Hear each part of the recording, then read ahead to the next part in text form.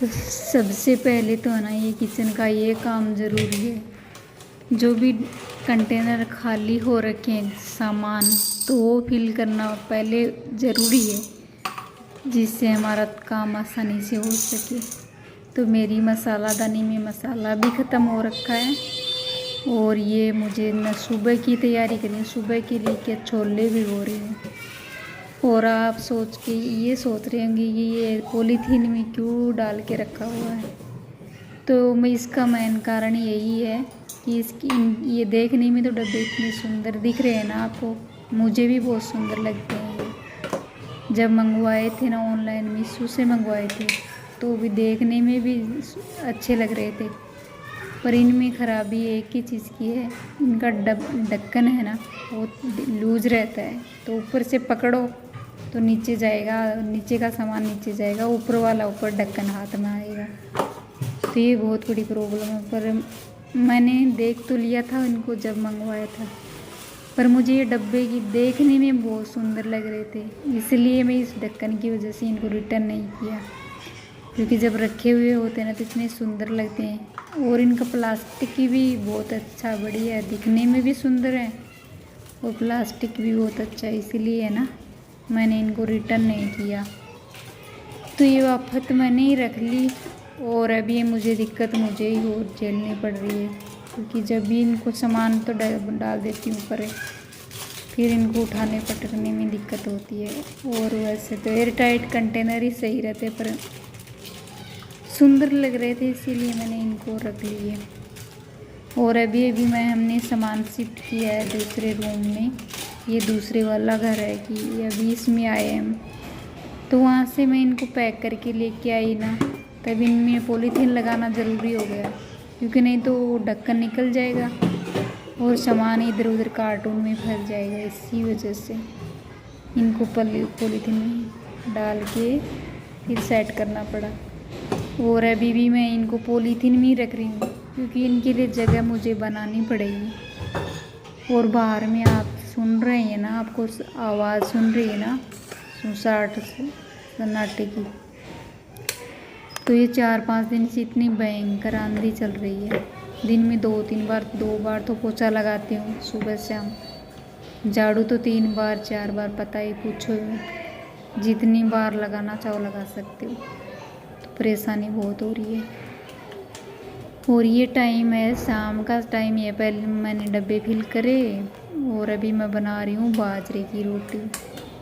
और इनके साथ में मैंने बनाई है हरी मिर्ची की इतनी मज़ेदार चटनी। तो आप वो रेसिपी मैंने शेयर करी है, एक बार ट्राई ज़रूर करना, मज़ा आ जाए, बहुत टेस्टी है, लाजवाब। तो सबका अपना अपना तरीका होता है, पर एक बार प्लीज़ मेरा तरीका भी आजमाइएगा। और बाजरे की रोटी और हरी मिर्ची की सब्ज़ी लौंजी तो मज़ा आ जाता है। रोटी पे अच्छे से घी डाल के खाओ ना, तो बहुत अच्छा लगता है बाजरे की। पर मैंने तो घी एकदम से ही कम कर दिया है। और ये बाजरे की रोटी की चॉइस है मेरे हस्बैंड की, और मुझे भी आदत लग गई है अब इनकी। तो क्या ये मैं दूसरे दिन की क्लिप दिखा रही हूँ आपको। दूसरे दिन दोपहर क्या लंच का टाइम है, 11 बजे ही बनाने लग जाती हूँ, तो 11:30 बजे तक मेरा लंच हो जाता है। जल्दी कर लेती हूँ मैं, क्योंकि अकेली रहती हूँ, क्या करती। और अभी मैं क्या बनाऊँगी आपको दिखा देती हूँ। मैं खोबा रोटी, राजस्थान की फेमस है ना ये रोटी, ये वाली रोटी जिसे खोबा रोटी बोलते हैं।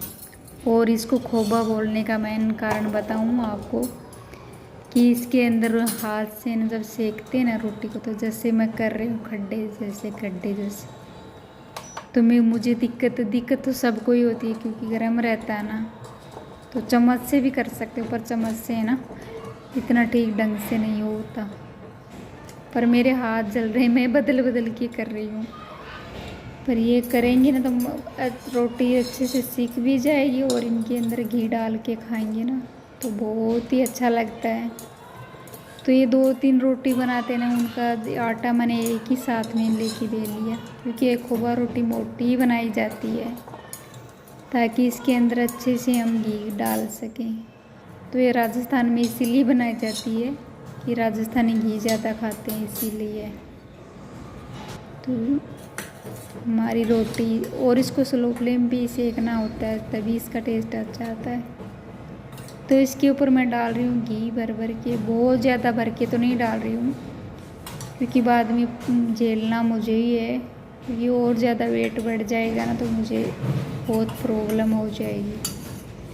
तो गाइज आपको बाहर से आवाज़ आ रही है, प्लीज़ इग्नोर करिएगा। और मेरे ब्लॉग पसंद आते हैं तो लाइक कमेंट और चैनल को सब्सक्राइब कीजिए।